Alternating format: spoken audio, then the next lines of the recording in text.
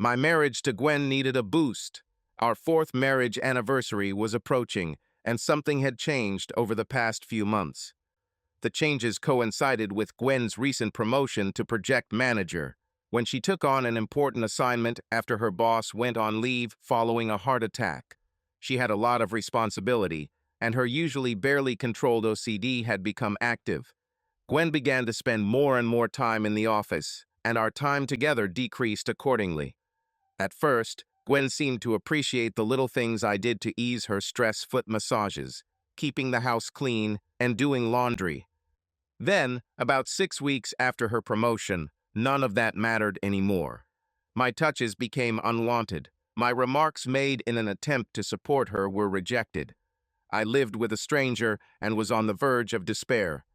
In discussing this with friends who had been married for a long time, especially those who knew Gwen and me as a loving couple, they were all surprised by my experiences. My friend Paul's comment was typical. Les, this is hard to believe. Every couple goes through a temporary downturn. But you and Gwen have only been married for 4 years. This shouldn't happen for at least another 3 years. Are you sure you're not imagining things? When I told Paul that Gwen and I hadn't made love in over 3 weeks, he was surprised. When I mentioned some of her recent remarks, he went from surprised to amazed and went into male model. Maybe she's cheating on you. I don't see how or when. She works like a bee in the office. She is responsible for the transition to a new platform. The project is completely on her shoulders, from A to Z. This is a decisive moment in her career, and Gwen is too focused on her career and goal-oriented to miss your chance by hiding in some secluded place with your lover. Well, apparently that's the reason. Kid, your wife has this stressful project that's consuming her, and you're becoming collateral damage. I thought about it, but something still doesn't seem right. Paul looked into the bottom of his beer glass. I knew him well enough to read his mind. He was thinking, should I get another one or go home to my wife and kids? I saw his face light up with a small smile as he made his decision, then waved to the bartender to close the tab. Paul loves his family. After paying the bill, he gave me one last piece of advice. Let me tell you one thing, Les. Don't do anything stupid by blaming Gwen for anything, especially if her only fault is working late under stress to get this project done. There's nothing worse than an unsupportive spouse. Don't be like that. Guy. The stranger sitting on the other side of me must have heard Paul's last comment. I could barely make out what he said to himself. There's nothing worse than an unsupportive spouse except a cheating spouse. I decided to try to trust but verify. For example, the following Saturday, when Gwen had to spend the day at the office installing new equipment, I called her in the middle of the day and asked if I could bring pizza for lunch. Gwen's response, "Oh, Les, that would be so nice of you, but can you have 3 large pizzas? There are 4 of us here, and we're all starving." I took the pizza order and drove to her office to deliver them. Gwen introduced me to 2 guys I had never met before. I already knew Janice from the last New Year's party. 2 guys, Brad and Clark, were recently hired. The 5 of us sat and ate pizza. The conversation was casual, although Brad was noticeably silent, but I got used to it when communicating with techies. Without being too obvious, I did my best to check in on how Gwen was spending her time away from home. Without a doubt, she spent all her time on this project. I never caught her off guard. 3 weeks later, I was sitting at home waiting for Gwen. I haven't found the slightest hint of any inappropriate behavior on her part, but we still haven't reconnected emotionally or physically. I decided to take a different approach. Dinner was simmering on the stove, a bottle of Merlot was steeping, and the table was set, including candles and a small vase of irises. It was 7:30 when Gwen walked through the door. Gwen looked at the table and stood stunned for a moment, then smiled, kissed me, and took off her coat and shoes. "Forrest, that's so cute." I poured her a glass of wine. "Wash up and change clothes. Dinner will be ready in 10 minutes. Then we need to talk." She looked at me, the wheels in her head turning. When Gwen came down, dinner was served. Medallions, fried potatoes, and asparagus. We ate while discussing our day. With the last bite, Gwen sat back in her chair and couldn't wait any longer. "What is this about, Les?" I took out the envelope and opened it. "Gwen, I know how hard these 5 months have been for you, and I know your conversion date is in 2 weeks, on Saturday. I think we need to spend time together after your conversion. Considering you'll want to stay close at the very least 2 weeks after the conversion, I've booked us a week's holiday starting in a month. We have 24 hours to say yes or no. If I don't cancel by 4 tomorrow, we'll lose 25% of the deposit." I showed Gwen a brochure for a Caribbean resort. "Our flight is first class to the Dominican Republic, a couple's resort, all inclusive." I sat back and watched Gwen as she alternated between looking at me and flipping through the brochure. After a long minute, she spoke. There were tears in her eyes. "Les, this is wonderful. I would love to go on vacation with you. The timing is perfect. Everything should be settled by the time we leave." Gwen stood up and sat on my lap, wrapping her arms around my neck. "Thank you for this." She kissed me. The next 4 weeks dragged on forever. GWN's project went into effect, the conversion was successful, and minor difficulties after the conversion were easily resolved. Gwen and I started making love again. Not twice a day like before, but during those 4 weeks we did it at least once a week. I parked my car in a remote lot, and we took the shuttle to the terminal. All we had with us were 2 small suitcases, my backpack and her purse. I didn't plan on wearing anything other than shorts, polos, and swim shorts for the entire week. Gwen had 3 summer dresses, 2 pairs of shorts, a couple of cute tops, and 2 of the sexiest bikinis imaginable in her carry-on luggage. It was supposed to be a hot week. We received our boarding passes and were standing in line at Shaw First Class when a familiar face approached us. Gwen looked shocked and perhaps spoke louder than she intended. "Brad, what are you doing here?" "I need to talk to you, Gwen." I was annoyed, thinking it was some kind of work problem. "Can't this wait until Gwen gets back from vacation?" Brad ignored me. "Gwen, we need to talk now." I was about to say something else, but Gwen interrupted me. She looked upset and worried. "Les, please go ahead. I'll handle everything and I'll be right behind you. It'll only take a few minutes." I hesitated. Gwen said it again. "Please, Les, just go. I'll be right behind you." She turned to Brad, looking incredibly angry. I thought that if I stayed, it would only delay what she wanted to say. I looked at my watch and went through security. When I arrived at our gate, the plane had already begun landing. I needed a drink, I knew where to get it, and I made the second biggest mistake of my life. I walked down the first-class hallway, showed my boarding pass, walked up the jet bridge, and sat down in my seat. When the flight attendant approached me, I didn't even give her a chance to speak.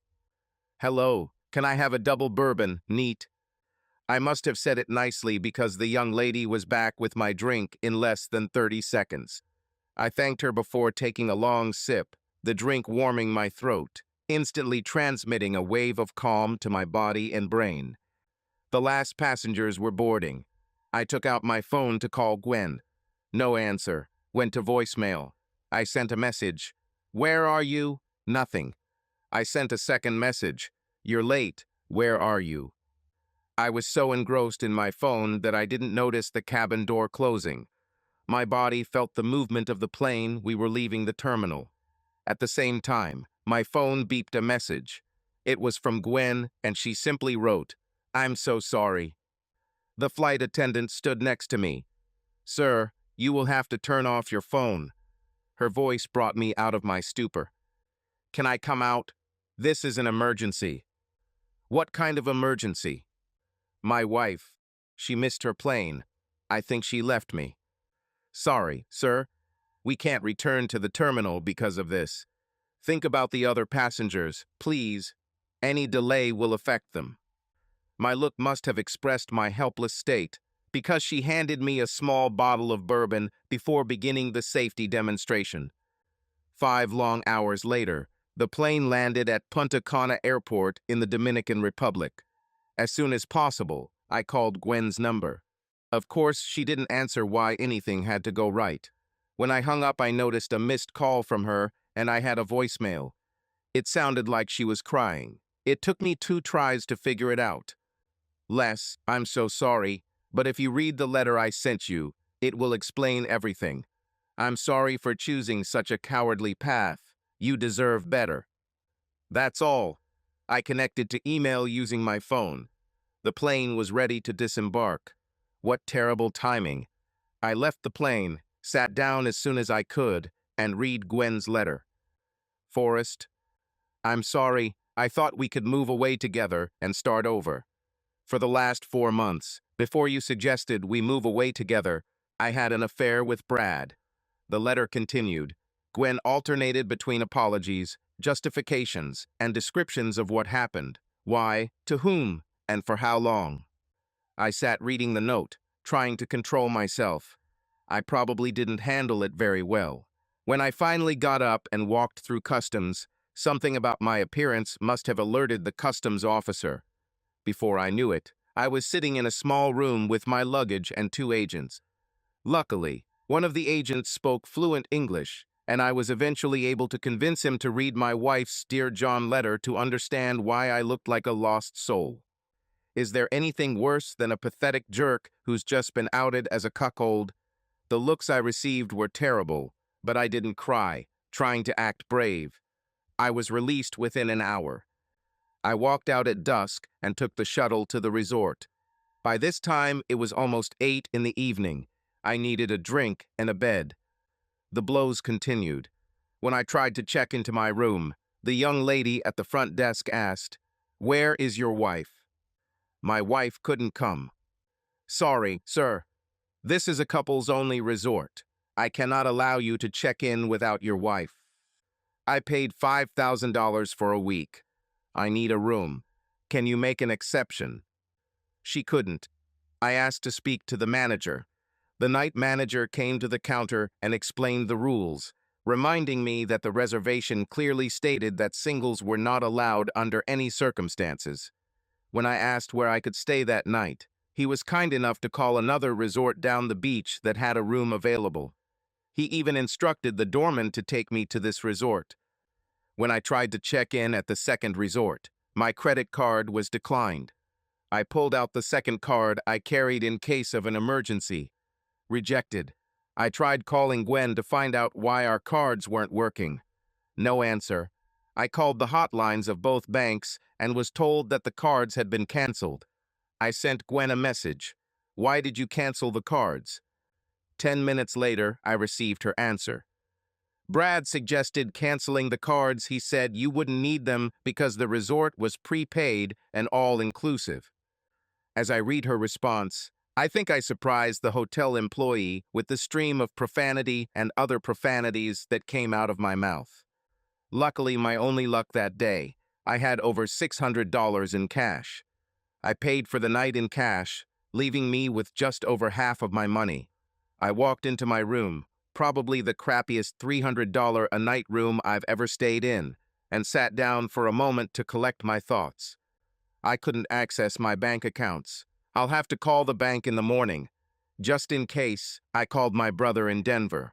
After explaining the situation, convincing him and his wife that I wasn't kidding, and then listening to them both say, "No, not Gwen," and "that bitch," I was finally able to get to the root of my immediate problem.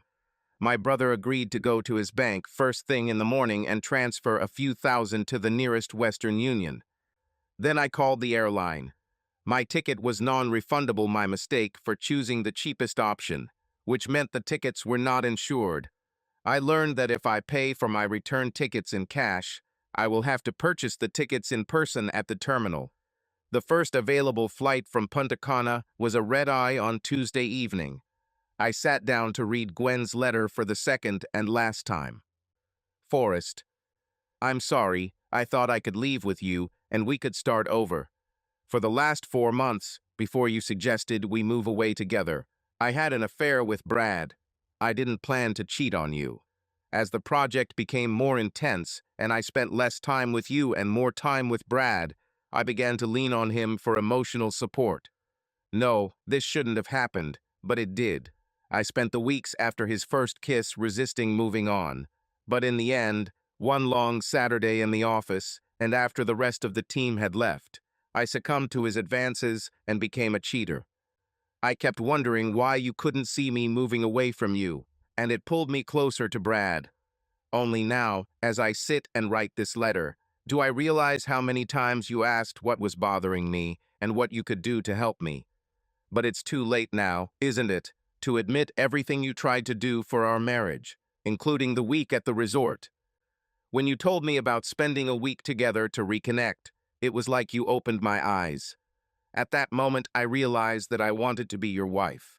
The next day, I told Brad it was over. It was difficult for him to accept this. Almost every day, he tried to renew our romance, and in most cases, I resisted his advances. Yes, I'm weak. I was weak when I gave in to his temptation and started cheating.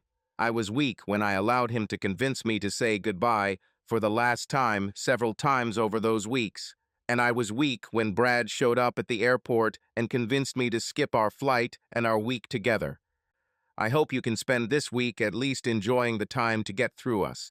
Brad told me that if it were him, spending a week at a resort in paradise with great food, lots of drinks, sun, and time away from work would be how he'd want it to end. I hope this is true for you too. I almost got on the plane, but Brad said that you should have found out about the affair after he showed up at the airport, and you probably wouldn't want to be around me after that. It made sense, and I couldn't imagine how difficult it would be to spend 5 hours sitting next to you and feeling your contempt. I also need this week to figure out what I've done. I'll try to answer your call when you return next Sunday. My clothes and everything else should be out of our house by then. Please don't hate me. I know I've done too much to be your loving wife again, but I couldn't bear your hatred. Regrettably, Gwen. I almost deleted this letter, but decided to save it better. At least it answered one question. The reason I never caught Gwen cheating was because she was probably doing it with that bastard in the office. The bar was open for another hour. Enough time to go downstairs and toast my cheating wife and the end of my marriage. Growing up, my father made sure that all 3 of his children heard his lesson about alcohol and drinking. I heard it before my senior year of school and again on the morning of my 21st birthday. Getting drunk never solved the problem. And to make matters worse, there are 3 types of bad drunks. There's the crying whiner, the aggressive asshole, and the laughing hyena. Don't be one of those guys. Drink slow and steady, enjoy the high, but know your limits, and if I ever find out that you drink and drive well, I don't care how old you are, I'll take your car and kick your ass. The fact is that my father was not a teetotaler. He could have a beer with the best of them. But I never saw my father drunk, act stupid, or drive after drinking more than 1 beer. He lived by his own rules. That's why I knew I would leave this bar after 2 beers, but I enjoyed both before returning to my room. As I drank my first, I looked around the bar. The bartender was looking at me, watching the dancers, and when our eyes met, we exchanged laughter. The guy on the dance floor was 60+ kilos heavier, and the lady looked like Olivia Oil. Young people can look who that is. I almost said out loud to the bartender, at least his wife didn't leave him at the airport. This got me thinking, how could I have screwed things up? Did I do something wrong? Were our entire 5 years together, including our 4 years of marriage, somehow an illusion? I didn't think so. It seemed to me that until a few months ago, Gwen and I were truly in love and happy. This got me thinking while I was drinking my second beer. We met 5 years ago at a Peoria Minor League Chiefs baseball game. Gwen was with a group of girls and wore a Ryan Sandberg t-shirt. Although the Chiefs are affiliated with the St. Louis Cardinals, there are many Cubs fans in this part of Illinois. I sat down next to the group and immediately began trying to get to know a tall blonde with a beautiful face and long legs. I bought all four of them a beer to introduce myself. I then used her t-shirt to start a conversation.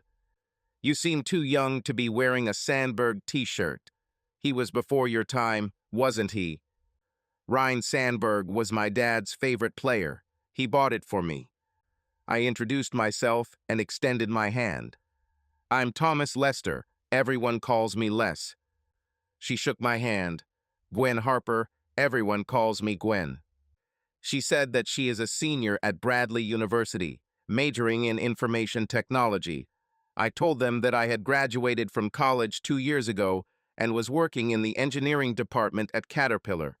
We're back to the Sandberg t-shirt theme somehow. Dad said the 5 best days of his life were the day he married my mom, the day I was born, the day my brother Pete was born, the day he was drafted by the Cubs, and the day Ryan Sandberg hit 2 home runs off Bruce Sutter. Did your father play for the Cubs? He never made it to the big leagues, but he spent 2 years in the Triple-A at Iowa. Still not bad. Gwen and I talked until the end of the game. While leaving with her friends, she gave me her number and told me to call. I did it the next day. That weekend we met, and that was the beginning of our romance. It took me a couple of months to finally get Gwen into my bed, and by that time I was already completely captivated by her. She was not only beautiful, but also loved sports and was an extremely bright person. Our first night together was a revelation. Gwen agreed to come back to my apartment after dinner and a movie.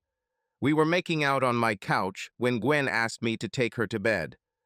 Gwen had the body of a goddess, but she was the shyest sexual partner I had ever been with. She seemed pleased, but was too shy to look me straight in the eyes. Not a word came out of her mouth the entire time. This first night is a good example. After we made love, with her pressed against me, breathing peacefully, almost ready to fall asleep, she asked if she could borrow a shirt to sleep in. No, we sleep naked. I've never done that before. You'll like it. She fell asleep in my arms with her naked body next to me. The next morning, Gwen woke up and asked again, "Do you have anything I could wear?" "No, I want you to stay naked."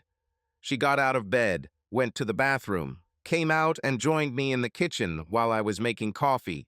The whole time she didn't say a word or look directly at me, but I could watch a 5'6", 120-pound angelic work of divine art walk around my apartment. Outside the bedroom, we got along on many levels. We had one problem that could have been a deciding factor. Her friends, and especially her father, were very, and I emphasize very competitive, when it came to their sports teams. My alma mater, Purdue, played Bradley in men's basketball. We were in the pub watching the game. I enjoyed it when Purdue won, but that didn't mean I had control over whether they won or lost. But that night, every time Bradley scored, one of Gwen's guys would be in my face and then slap the palms of the other guys at the table. Luckily, Bradley won. I was told that I needed to buy the next circle. I gritted my teeth, didn't send them, but said winner pays and stuck to my words. Nothing happened, but I'm sure I didn't score any points that night among Gwen's friends. Gwen seemed pleased with all this and didn't say a word. Dodging that bullet didn't prepare me for meeting her father. It was Thanksgiving. Gwen and I had been dating seriously for 4 months, and it was time to meet the parents. I walked into their home in Arlington Heights and was immediately greeted by my mom and dad. As intelligent as Gwen was, she could sometimes make mistakes, and this was one of those times. Right after they met, Gwen jokes, "Watch out, Dad, he's a Cardinals fan." Was it just a grimace on the old man's face? It was 2011, 5 years before the Cubs finally went to the World Series and won it all, and in the previous 10 years, the Cards had been there 3 times and won twice. So, I fully understand how this can be a sore subject for a Cubs fan, especially a guy who played in their farm system. I needed to score points among my friends' friends, and I downplayed my bigotry. Gwen and I returned to Peoria after Thanksgiving and everything was back to normal. She already had a job at State Farm in Bloomington. I called Mr. Harper, asked for his daughter's hand in marriage, and bought a ring. I introduced Gwen to my parents 2 days before Christmas. They loved her and proposed to her late on Christmas Eve. Gwen cried, said yes, and we started making plans for a wedding at the end of July, exactly 1 year after that day in Dozer Park. We didn't move in together. Gwen kept her apartment with the 2 girls she shared it with, but Gwen stayed with me 4 or 5 nights a week. It was a little stupid, but her parents didn't believe in premarital cohabitation. We rented a small farmhouse between Peoria, where I worked, and Bloomington, where Gwen worked, and moved here after our honeymoon. We got married on July 30th and honeymooned in Miami Beach. Gwen wore a tiny bikini, but not a thong, and never went topless, thank God, but she was still one of the hottest beauties in South Beach. We made love every day that first year, and for the next 3.5 years we planned a house and children until her 30th birthday. That is, until 4 months ago, when everything went wrong and I found myself several thousand miles from home, drinking Dominican beer alone. The bartender rang last call. I finished my second beer, thanked the man for the space to think, tipped him well, and returned to my room. Late Monday morning, after calling our bank and finding out that all 3 of our accounts were closed, I was at the Western Union office receiving the money my brother had sent. Took a taxi to the airport and bought a ticket for a Tuesday evening flight after confirming that nothing would open before then. It was midday when I returned to the resort, having extended my room until the next day. Now what? I didn't want to start drinking, so I put on my swimming trunks and went for a run on the beach, ending with a swim in the warm sea. Returned to the room immediately after this. Nothing ruins the mood for a guy who was dumped less than 30 hours ago than seeing a bunch of couples embracing romantically. I ordered room service to avoid having to see the same thing while I ate. I spent the next 5 hours reading and almost finishing the Vince Flynn book I bought at the hotel boutique. Tuesday, another long run, swim, check out, lunch in town, head to the airport, 7 hours of reading another spy novel, boarding a plane, trying and failing to sleep on the plane, 2.5 hour drive to our house, and now I'm home standing in front of an empty bed. Most of Gwen's belongings and personal belongings have already been taken. It was Wednesday afternoon when I woke up after falling on my bed. I called a friend at his office and got the lawyer's name. A call to Henry Abbott's office secured a meeting for Thursday afternoon. Mr. Abbott, call me Henry, was completely focused on business. He had no intention of becoming my best friend, but he convinced me that he would do a great job representing me.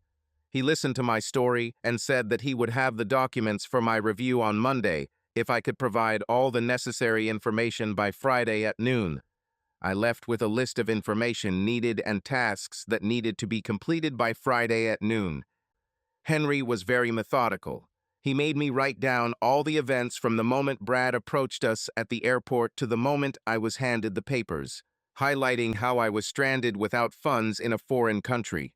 In addition, I made a detailed list of our assets, all the money I spent in the Dominican Republic and the costs of returning from the island, as well as any common possessions that were not at home when I returned. It turned out that my rush to do these things didn't matter. On Monday morning, while I was waiting in the office for a call from Abbott's office saying that the documents were ready to be signed, our administrator walked into my office. Les, there's a man here who wants to see you. He doesn't say what he wants. Okay, Sarah, I'll go out there. Henry warned me that Gwen might file for divorce first. He convinced me that it would be better this way. This way we know their intentions. It also puts you in the role of the injured party. She ends the marriage, not you. Well, it sounds legal from a legal standpoint, but it's still annoying to receive the paperwork. When I read the documents, I got angry and almost made the mistake of calling Gwen to cuss me out. Luckily, my brain kicked in and I avoided this trap. One of my friends told me that his wife's lawyer provoked him in the same way. My friend called his estranged wife and started yelling at her. The next morning, he was served with a no-contact order, which was cited during the trial as evidence of his aggressive behavior. I brought the documents to my lawyer, and, as they say, The games began.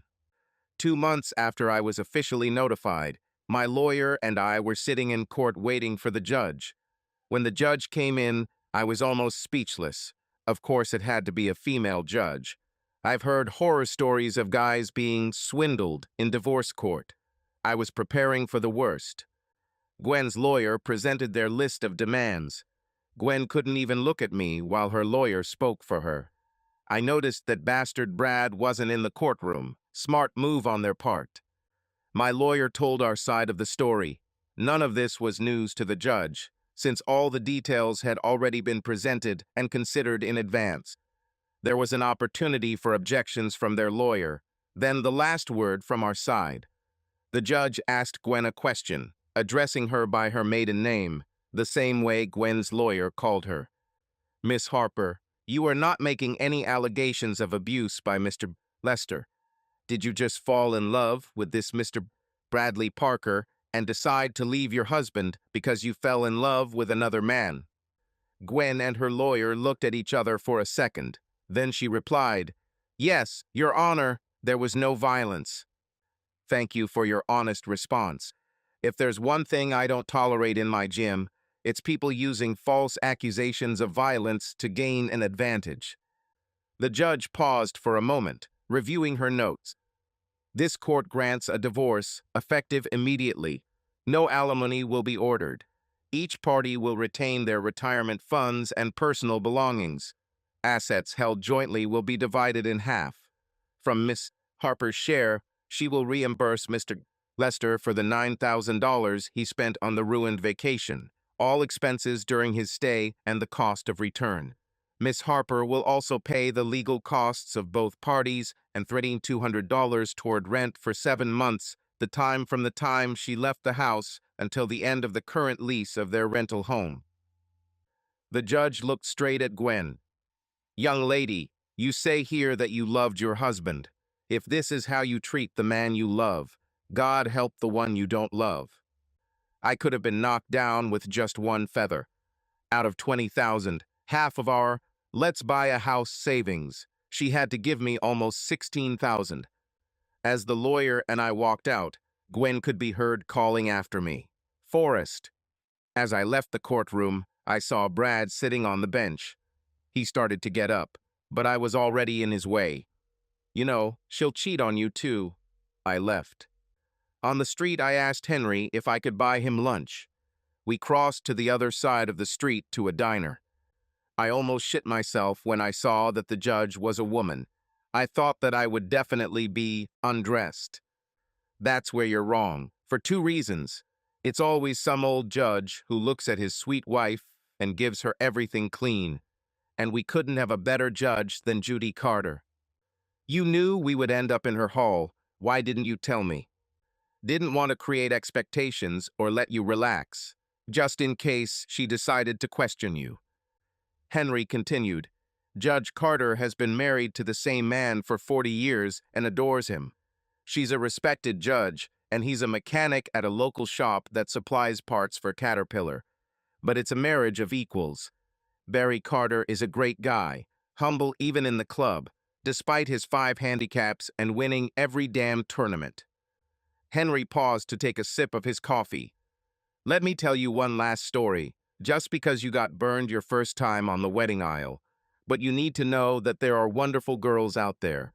The judge and Barry are at a dance party at the country club, sharing a table with me and my wife and another couple.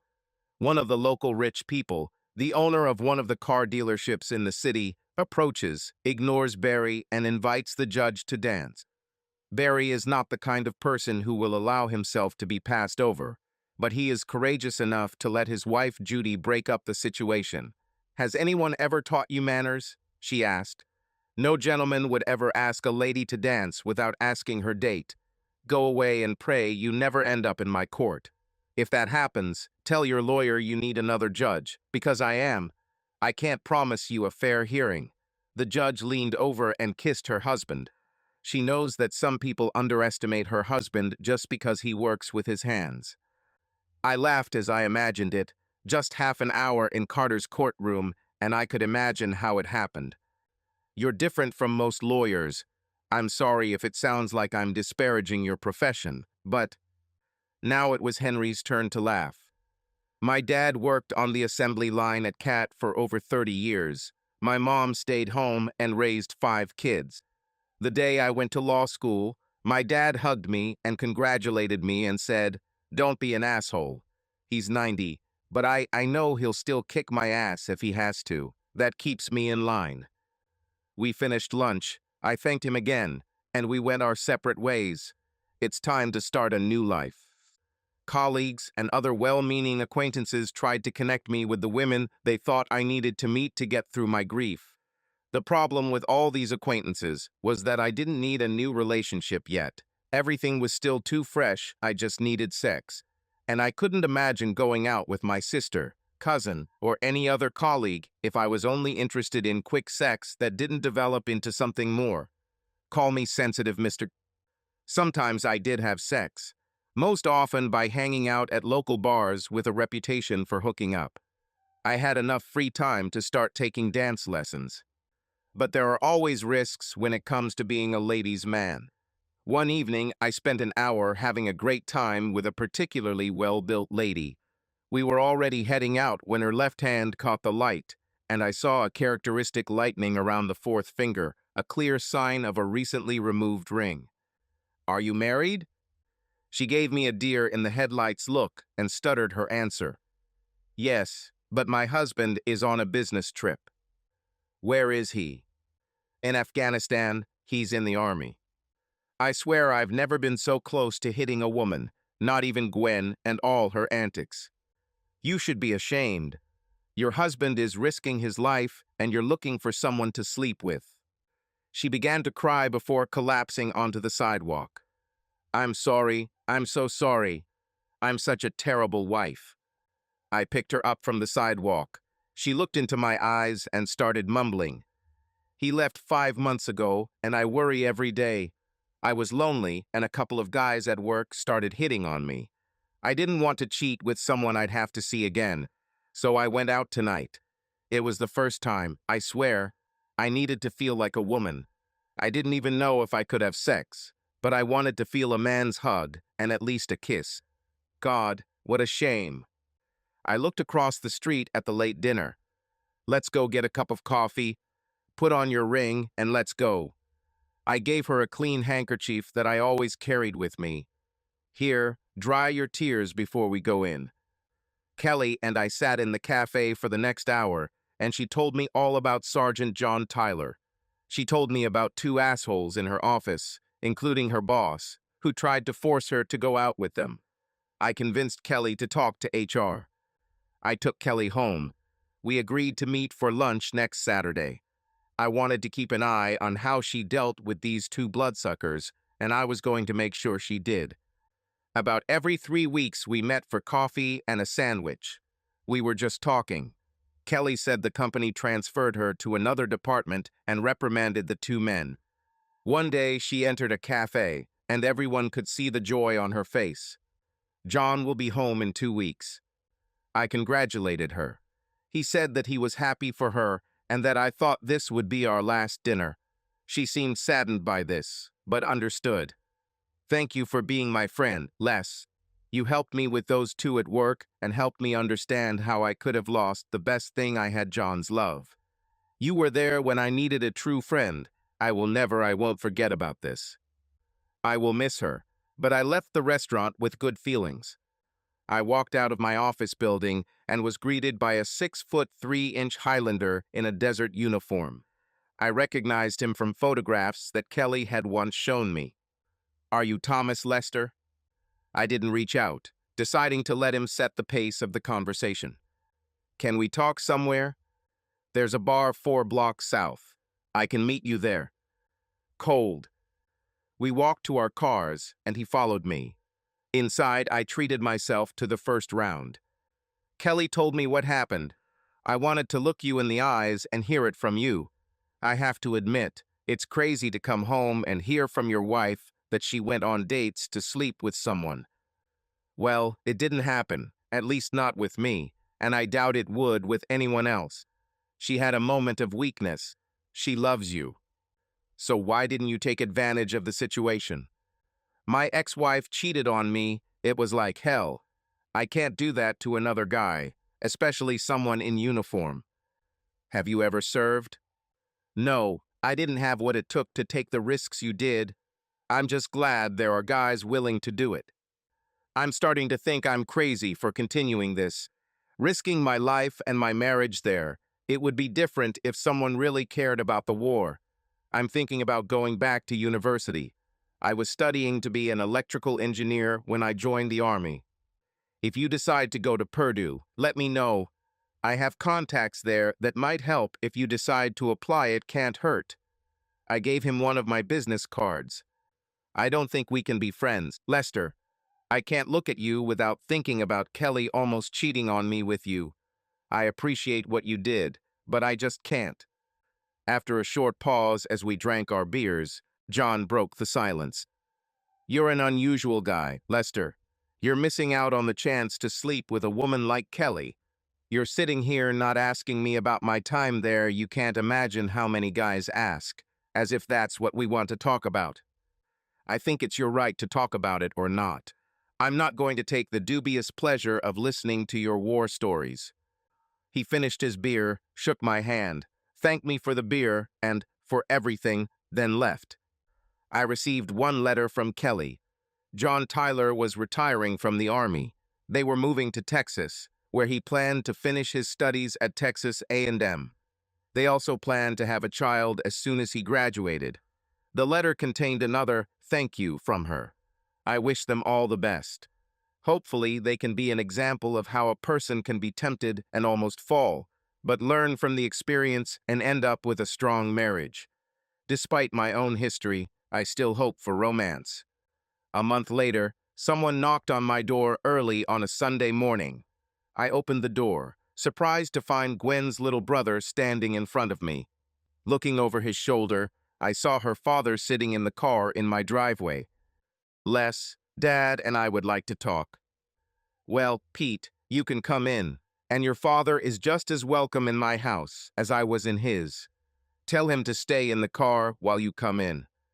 Pete went back to the car and talked to his dad, and I didn't hear what was said, but the body language said it all.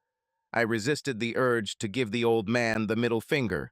Pete returned alone. I let him in and poured him a cup of coffee. I always liked him and got along with Pete. You angered your father so much there on the street. It won't be a joy to go home. Sorry about that, but if he had just let me go a little, I would have done the same. Now that I'm no longer dating your sister, I don't have to pretend. Why don't you tell me why you're here? It's about Gwen. Yesterday my dad and I came here to pick her up from that idiot Brad's apartment.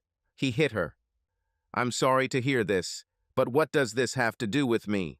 We separated a year ago and divorced over 6 months ago. Father and I were wondering if you would consider bringing her back. She cried all last night, saying that she wants to be your wife and that she made the biggest mistake in her life when she left you. I'm sorry that she got hurt. I sincerely don't wish harm on anyone, especially on someone I once loved. But I can never go back to Gwen. I can never trust her. She broke my heart in half. Where is she now?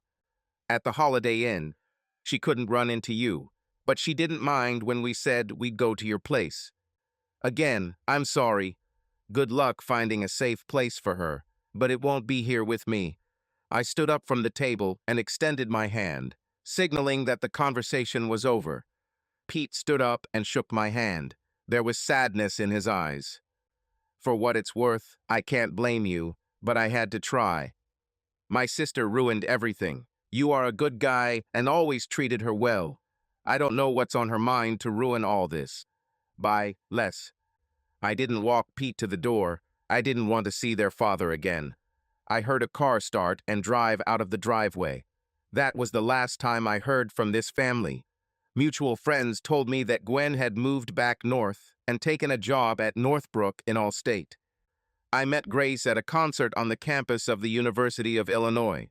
No, it wasn't a rock concert. It was a chamber orchestra from Chicago, and the evening events were devoted to variations on La Folia by Salieri, Geminiani, and other Italian composers. Sitting next to me in the auditorium was a small, pixie-like woman who reminded me of photographs I had seen of Twiggy, Patty Boyd, and other fashion British models. Grace started the conversation during the break by asking if I was enjoying the concert.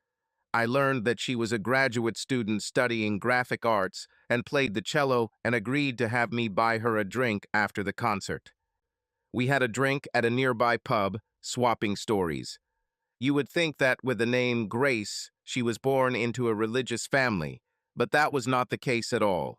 Her parents named her after Grace Slick, lead singer of Jefferson Airplane. She grew up in what might be called a commune outside of Carbondale. She was extremely interested when I told her that I lived in a farmhouse. Do you have a garden? I'm surrounded by my landlord's cornfields. There is a piece of land, probably 40 by 40 feet, that the previous tenant used to grow vegetables, but I have never planted in the 5 years I have lived there. There are only weeds there now. It's a shame. Gardening can be very relaxing, almost spiritual. Not to mention how delicious the fresh food is. We moved on to other topics until it was time to leave. I walked her home and received a sweet kiss on the cheek at her door and her phone number. She was unlike any girl I had ever known. The next day I called, and we agreed to attend the opening of a student art exhibit on campus the following weekend. It's been a great week at work. I received a promotion and a decent increase in salary. All the extra time I've put in since my divorce has been paying off. On Saturday afternoon, I picked Grace up from her apartment. It was a beautiful April day, and I was tempted to suggest spending it on the outdoor patio with a beer instead of being indoors watching student work. 30 minutes later, after passing the first gallery, I wished I had suggested going to the pub. Almost every work, whether paintings or sculptures, seemed created only to shock. If this is considered art and something that Grace associates with, then our date will soon be over with no chance of future meetings. I think I want to leave now. Grace squeezed my hand. Can we decide after the next gallery? If you still feel the same way after this, we can leave. Our hands were still together. Grace pulled me into the next room. I looked around, almost reluctantly, but was pleasantly surprised by what I saw. It was art, at least from my point of view.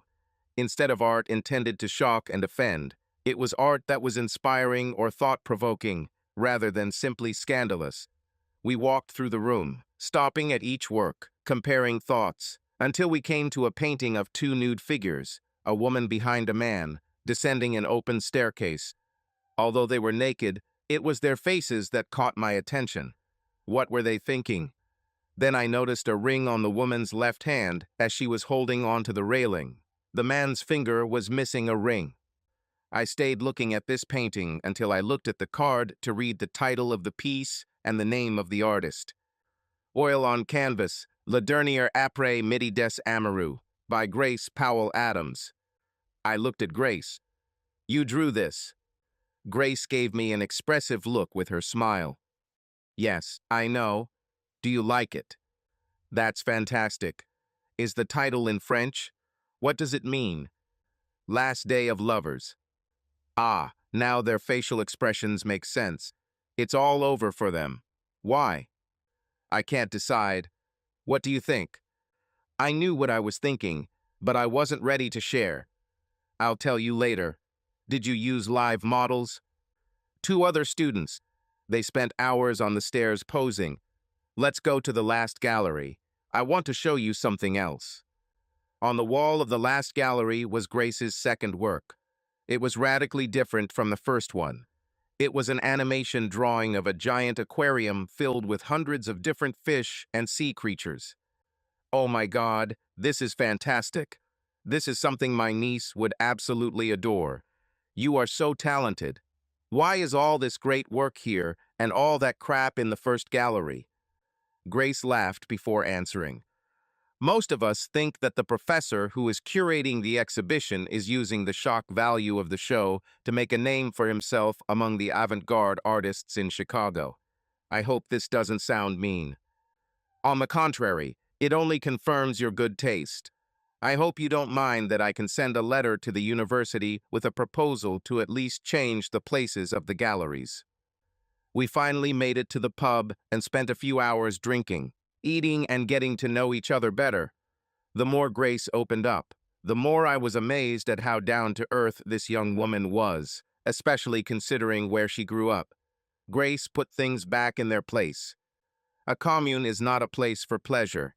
My parents were devoted and monogamous. You could count my partners on one hand. Still, your picture of the two lovers was so erotic. Well, don't confuse quantity with quality. My two past long-term lovers deserve to be in the Sex Hall of Fame. Not what the guy wants to hear. Grace saw the expression on my face. Sorry, Les, it didn't come out that way. Sex shouldn't be a competition, you know? It's about two people sharing. That's what I meant when I said these two should be in the Hall of Fame.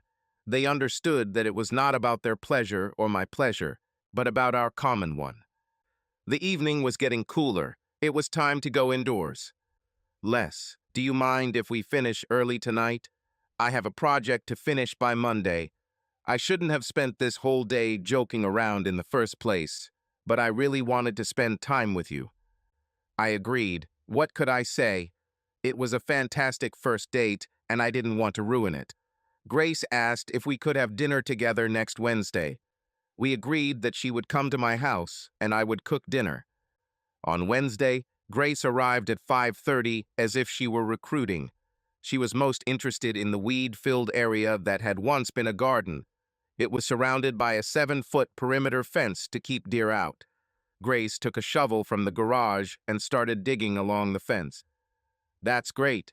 They buried the fence to keep the rabbits out. Grace washed up. We ate stew and drank beer, and I learned more about her. By the time we finished dinner, we had discussed my reaction to her painting of two lovers, given how my marriage had ended, and Grace had apologized if the painting had upset me. She told more about herself. She speaks Italian and French, plays the cello, and is an accomplished artist. What can't you do? I'm no good at sports. I'm completely clumsy. I've tried tennis, softball, horse riding, you name it. If it takes skill, I'm bad at it. I can run and swim, but I'm that person in the back row at yoga class who is falling. I tried not to laugh at this image. Grace laughed for both of us. It's hard to believe. I mean, you have to have eye-hand coordination to play the cello and draw. I'm nervous. Don't even think about taking me on the dance floor. I'm a complete clown. My legs and arms are flailing. I can't draw if anyone is watching. The only reason I can play the cello is because I learned how to play cello. In my room when no one was looking. Didn't you have a music teacher? My mom. Grace looked at the clock on the wall. I need to get back to town, but before I go, I want to ask you a huge favor. I'd like to plant a garden in your backyard. I'll do all the work, buy the seeds, pull the weeds, everything. I'll share the harvest with you. You can eat fresh food. We discussed logistics, parameters regarding my privacy, and when she agreed to my demands, I agreed to her request. Of course, the prospect of fresh food was appealing, but the thought of Grace being around for the next 6 months was what convinced me. For the next 2 weeks, Grace would call me at work, get my consent to come over, and I would come home to find her working in our garden. She rented a cultivator one day. She was halfway across the lot when I arrived. I asked if I could try it. She showed me how it worked, and I finished the job. On Friday, organic cow manure was piled in front of the house. We spent the whole weekend taking turns wheelbarrowing it around and mixing it into the soil, even though it was drizzling both days. When we finished, Grace surprised me by hugging me and kissing me. I've missed this so much since I left home. It makes me so happy, digging in the ground, smelling the soil. It's even better when the sun is shining, feeling its warmth on your body. It was my first time gardening, but I knew what she meant. Over the years, I watched my landlord plow and harvest the corn, but I was detached from it. Working on this small piece of land was direct contact with nature. We went into the house and made sandwiches for dinner. I sensed that Grace had something on her mind and waited for her to speak. Les, my lease is up in 3 weeks, right after the session. My roommates are graduating. Would you consider renting me a second bedroom here? I'll pay rent and share the cost of food and utilities. Grace's question upset me. I hope to be more than just a friend to Grace. We met periodically. Between Grace's studies, gardening, and my recent promotion, free time was scarce. Apparently, Grace saw me as a roommate friend and not in a romantic sense. But I liked her, and if this is a way to spend time together, then I will accept it. Yes. We sat down and discussed the details, division of responsibilities, how much she will contribute to rent and groceries. I had to ask, what about guests? She looked at me in surprise. What do you mean guests? Well, if one of us brings an overnight guest, how does that work? I've never had roommates other than my ex-wife, so the topic never came up. How do you and your roommates handle it now? Grace looked like she was about to cry. We ask all guests to respect other neighbors. This has never been a problem. I decided to drop the topic. I guess you and I can sort it out if this ever comes up. Grace left soon after. She said she would be back next weekend to start planting. Saturday morning was warm and sunny, a perfect spring day. I had to work at the office and decided to bike 10 miles into town.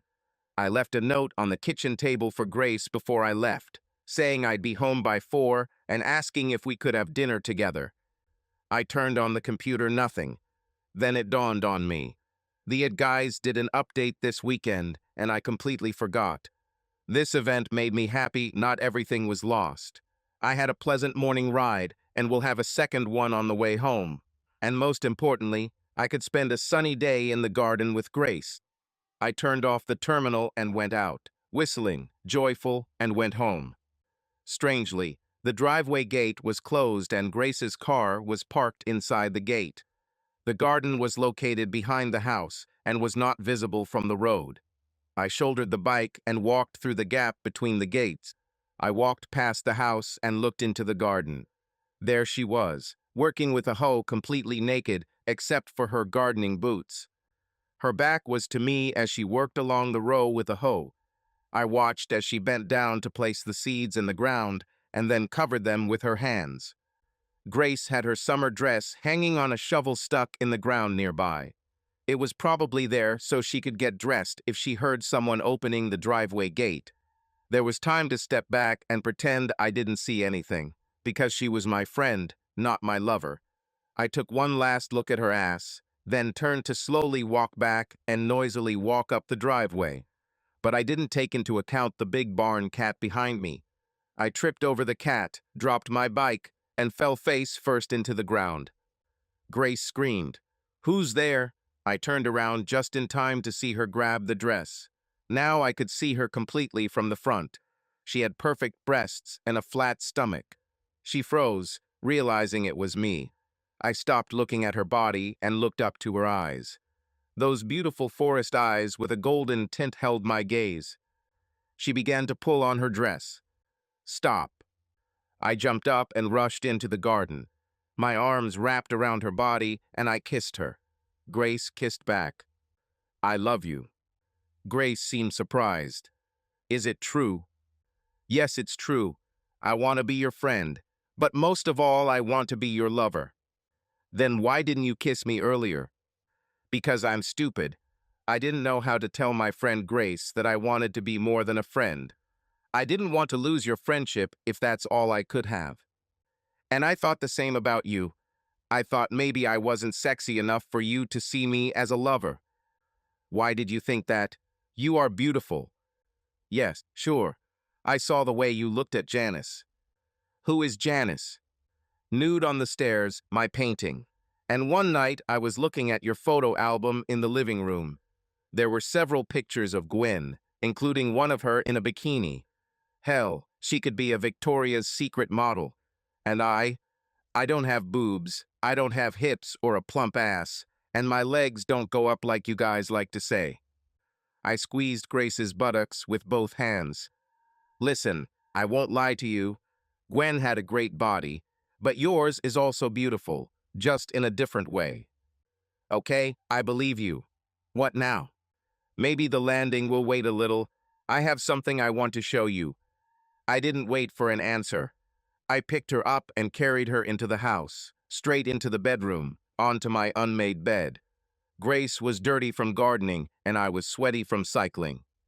I hope everything that happens means you'll keep your office instead of turning it into your roommate's bedroom.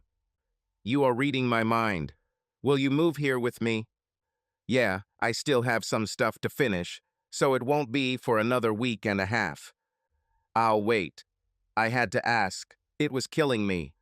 What about naked gardening? There are a few things I grew up doing naked. Gardening makes me feel closer to the earth. Also swimming. I grew up swimming naked in a man-made lake on the commune. I couldn't believe it the first time I had to put on a swimsuit to swim, yikes. An hour later, I was experiencing a completely new hobby, naked gardening. I couldn't wait to try naked swimming. It never occurred to me to let Brad get away with seducing my wife, even though Gwen was also responsible for the destruction of our marriage. But he deserved payback for his clear disrespect for our vows and the subsequent pressure he put on my naive wife to ruin me financially during the divorce. I've never been in a hurry for revenge, though, and now, as my relationship with Grace progressed, was it still important? Of course it was. I could easily have ambushed him with a baseball bat and beaten him severely, but I didn't want to end up in jail. Guys like me don't last long in that environment. But in today's online world, people are so easy to spy on. Since my divorce from Gwen, I have spent an hour every week using search engines, LinkedIn, Facebook, and other portals that allowed me to safely exist in Brad's world under an assumed name. I kept a low profile, never doing anything malicious, waiting for the right moment to act. I've heard the phrase, "Revenge is a dish best served cold." Is this true? In my case, this was definitely the case. 2 years after my divorce, a great opportunity presented itself. By then, Brad was working in the IT department of a respected conservative brokerage firm and was engaged to another woman. I decided to spare his innocent bride the trouble of divorcing him. It would be better to arrange this before the wedding. A few weeks before Brad's wedding to this beautiful young woman, it was time to take action. It cost me $4,000, but it was worth it. Not many secrets were known about Brad's life, and Brad, with his ego and sexual predilections, was almost too easily swayed by what I had planned. Every Wednesday, several guys from Brad's office spent the evening drinking at a local hotel. It was a typical men's evening. Most of the guys left after an hour or two, but usually one or two single guys, including Brad, stayed until 8 or 9. The Chicago girl hired to seduce Brad didn't have to work hard to lure him into her hotel room. She caught Brad's attention while sitting at the bar, and he said goodbye to his last colleague and asked Lacey if he could buy her a drink. She said yes, and for the next 15 minutes she allowed herself to be seduced by his smooth chatter. At her suggestion, they bought more rounds, and Brad agreed when Lacey offered to finish them in her room. 2 small hidden cameras were installed in the room, ready to capture the action on the bed from different angles. The next day, Lacey and I watched 2 videos. Our agreement was that I could only use screenshots and her face would not appear in them. It wasn't hard to collect over 20 great photos of Brad, in all his glory, having sex with Lacey. The best screenshots were sent to Brad's boss, his fiancée, her father, a few special friends Brad. I debated whether to tell Brad that it was me who set him up. In the end, I didn't. Call me a coward, but I didn't want to escalate the series of revenge. I had a lot more to lose now, given my relationship with Grace. Either way, my revenge was complete and Brad left town with his tail between his legs. For the next 15 months, we lived together and loved each other in that farmstead. It was the happiest time of my life up to that moment. Grace taught me a lot, made me read great books, and expanded my horizons. I met her parents at the commune on that first Independence Day. Again, I was not prepared for how they surprised me that weekend. Who would have thought that their community would give me the most wonderful Independence Day celebration I had experienced to that day? The first time I tried skinny dipping was late at night when everyone was asleep. It was just me and Grace in the lake. It was unusual, but really nice. A little over a year after she moved in with me, and we were still crazy about each other, we sat on the back porch drinking beer before dinner. Today I was offered a job. From the tone of your voice, I wouldn't like this, would I? I was offered the opportunity to work on an animated film. This is the company Enlightenment, based in France. They are creating a new animated film based on Dickens' A Christmas Carol. I'll have to move to Paris for almost a year during development. I knew Grace had few opportunities in central Illinois, but Paris, I needed to put on adult pants, but it would have been difficult. Wow, this sounds like an amazing opportunity. I guess I'm surprised, though. I didn't know you were applying for positions outside of the States. I didn't apply. It came through a sort of friend of a friend who was already there. One of my professors sent samples of my work to several people. It got into circulation, and they called me today. I thought you were talking about freelancing so you could stay here. Freelancing is difficult if you don't have a reputation. This will help me get that reputation when I come back. Or you may find that Paris is more exciting than Peoria and Bloomington. How to keep them on the farm after they've seen Paris, you know. I thought about it, dear. You always said you thought I was pretty down to earth. You know how much I love the farm, and you should know how much I love you. When do you need to give them an answer? Until the end of the week. Well, you know me. I won't say no, and I will support you 100%. Give me 2 days to come to terms with this. Then I'll tell you it's normal, and you can give them your answer. Grace stood up from her lounge chair and sat on my lap. Her arms wrapped around my neck, and her lips touched mine. I will miss her. I hesitated whether to tell Grace about her gift. The diamond ring was in my gun safe. 2 days later, when I told Grace that she could confirm her participation in Illumination, I did not tell her about the ring. Grace left the day after her graduation. I did my best to hold back, but it wasn't easy. I don't think I fooled anyone, but I hope Grace appreciated that I didn't fall apart. Grace left her car and almost all of her personal belongings, including her art supplies, at my house. Mother Grace hugged me tightly and whispered in my ear, "She loves you, trust her." I drove her to O'Hare Airport and kissed her goodbye. Damn, how I hate this damn airport. Ever since Gwen left me there all those years ago, and here it is again. Only this time my love flies away, and I stay. We wrote letters, exchanged photos and emails, talked on Skype at least once a week, and made plans for me to take my next vacation to Paris. None of this helped when I became depressed. Much of the garden we planted together that year was rotting in the fields. One of my work colleagues came to my house one afternoon and, seeing the state of the garden, offered to pick up the harvest. I was indifferent and said it was okay. Debbie King, one of the administrative assistants in our department, was a widow with 2 boys who had lost her husband to severe hepatitis. She and her sons came to my house on Saturday, and 3 of them spent several hours harvesting. "What are you going to do with all these vegetables?" I asked. "My neighbor will teach me canning. I need to buy a few cans for canning and stockpile food for the winter." "You know what? I have at least 3 dozen cans that you can rent. Just promise that if we need them next year, you will return them." "Why don't you need them next year?" "You never know." Grace was a conservative. I just poured beer while she worked. Debbie looked at me. "She loves you, Les. She will be back." I turned and walked back into the house, talking to myself. Hope so. Debbie left soon after with her boys, a few boxes of harvest, and 40 canning jars. Grace had planned to take 10 days off between Christmas and New Year's weekend and was planning to fly home during that time. So we decided early November would be a good time for me to fly to Paris.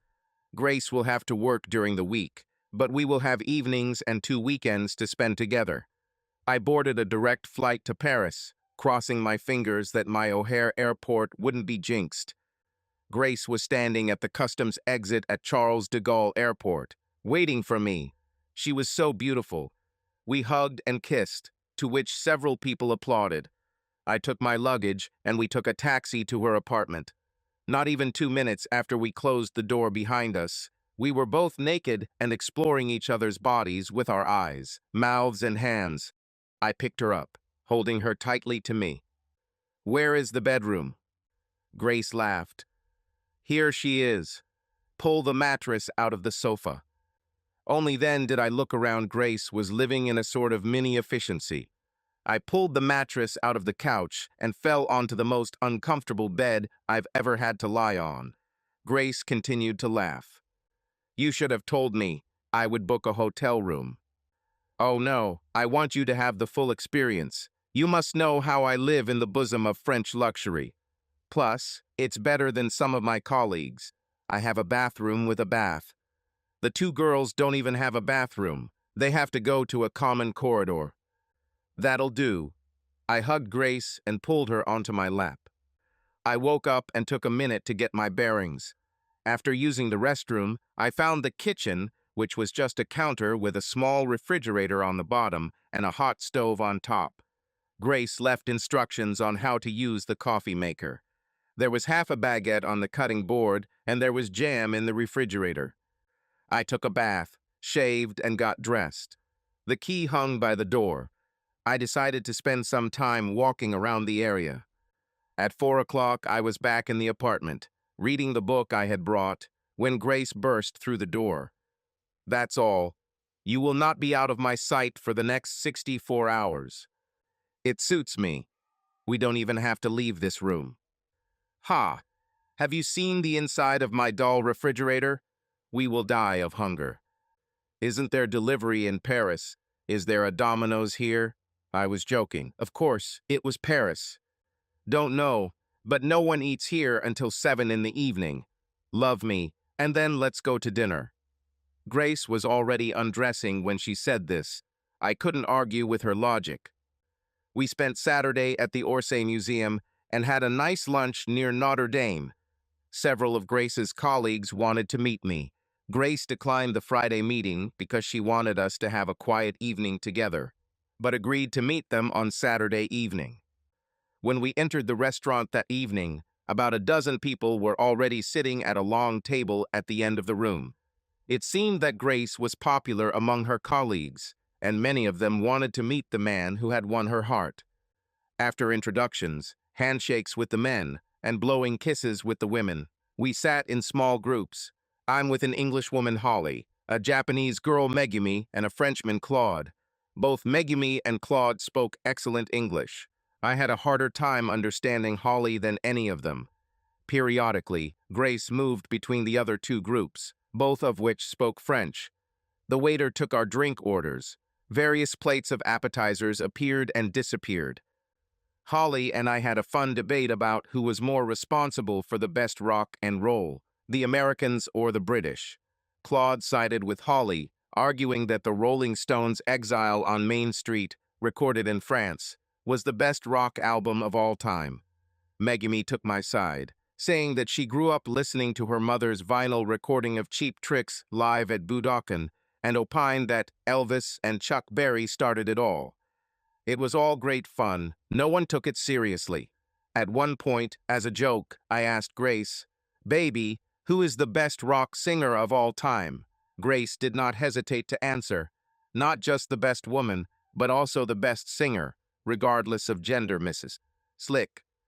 The topic turned from music to sports soccer via soccer, when suddenly Grace spoke loudly in French and started scolding one of the French guys. I've never seen Grace so angry. I didn't understand a word. Everyone else spoke French and looked in surprise. Even the neighboring tables stopped to listen. After a full minute, Grace apologized to her colleagues, even though I understood the word sorry, and told me we were leaving. Outside the restaurant, I asked, What was that? Jean-Paul is one of those French idiots who can't help but humiliate Americans. People like him are in the minority, as far as I know. He knew you didn't speak French, and he took the opportunity to say a few nasty things about American men, and you in particular, Renee. I heard it, and I couldn't just leave it like that. I hope you don't mind that I defended your honor. No, of course not. But why did we have to leave? Renee is such a bitch. She knows I can't stand Jean-Paul, and she invited him anyway. I don't want to lie to you. Jean-Paul is a scoundrel. He tried to persuade me to go out with him. I told him no, that we are in a relationship, and I will not break my word to you. We're still in a relationship, aren't we? Yes. This is good. I was afraid to bring up the topic while we were apart. I wouldn't be able to handle it, hearing it from afar, if you started dating. I haven't changed my mind. I'll still be here when you get back. I love you so much, Les. Please don't ever break my heart. We met with her colleagues again before I left, this time without Jean-Paul and Renee. Claude made sure I understood that not all French people shared Jean-Paul's anti-American sentiments. It turned out to be a fun, drama-free evening. Paris renewed my faith that Grace and I had a future. The next 5 months were very long, given the cold, long winter on the prairie. Grace's visit over the holidays helped. The promise of spring brought warmer weather, more hours of daylight, and then it was only a few months before its return. I had originally planned to spend a week in March in Paris, but Grace said her schedule was crazy right now since they were in the midst of preparations. To ensure the film is ready for the holiday release, the first cut of the graphics should be ready by mid-May. I canceled my travel plans. With luck, Grace will be home by mid-June. It was May 10th, a beautiful day. The temperature had reached 77 degrees, and the sun was shining after 3 days of rain. I was driving home from work, looking forward to sitting on the back porch with a glass of beer. I don't know why, but it made me feel closer to Grace. So I spent the previous Saturday renting a cultivator and tilling the soil in the garden. Maybe I'll plant some tomatoes and green beans, simple things. In the meantime, I would have a beer and look at what I now considered Grace's place. I stopped the car, surprised that the gate was closed. Instead of opening the gate and driving through, I just walked to the back of the house. There, in the garden, leaning on a hoe, stood the most beautiful, absolutely naked garden nymph, looking straight at me. We stood there for half a minute, just looking at each other, before she dropped the hoe and ran into my arms. "Why are you here?" I asked. "We finished early, 3 days ago. They only need half the team for revisions, corrections, and post-production. They asked for volunteers for someone to leave, so I volunteered. I packed my bags, boarded the first available flight to O'Hare, took the shuttle, and arrived home 2 hours ago. Hope it's okay. I wanted to surprise you. I hope you don't have any plans." Damn, this woman could be so naive sometimes. It was time to clarify the situation. "Yes, I have plans. Wait a minute."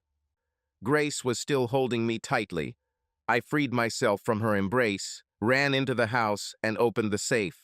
He came back, and the naked nymph was still standing there. I opened the box and got down on one knee. "Will you marry me, Grace?" Like I said, she can be naive. I completely surprised her with my proposal. It took her too long to find her voice, but when she did, she said the right words. "Yes, I love you so much, Thomas Lester. Maybe Sunday is too soon. This will give us time to get a license and for our parents to come here." We actually got married on Sunday. In the garden, the place of all places. It was a little messy, but the 20 or so guests, including both sets of parents, some siblings and a few others, didn't seem to mind. And Grace put on a dress, even though it was a garden wedding. I'm sure my parents appreciated it. Grace and I stayed at the farmhouse until the harvest. We spent the summer looking for our own place. We found the perfect spot a few miles north of town and about a quarter-mile from the river, far enough away to not have to worry about flooding. It was 4 acres, two of which were wooded, and enough level land to build another garden for Grace. The lot had a double-wide trailer and a garage that was larger than the trailer. We'll turn the south side of the garage into a studio for Grace and still have room for both cars. We will sell the double-wide trailer as soon as the house is built. The builders dug the foundation and laid the basement walls, but the weather has changed, and we will have to wait until spring before they start work again. Grace freelancers, but mostly focuses on her painting. She's so good. For example, Le Dernier Après Midi des Amoureux was sold for $8,000. So between gardening, freelancing, and painting, Grace is busy but happy. It also gives her the opportunity to be a housewife. Grace is pregnant with our first child and is due in May. She wants 3 or 4 children, and we decided not to wait. Yes, I'm a happy guy.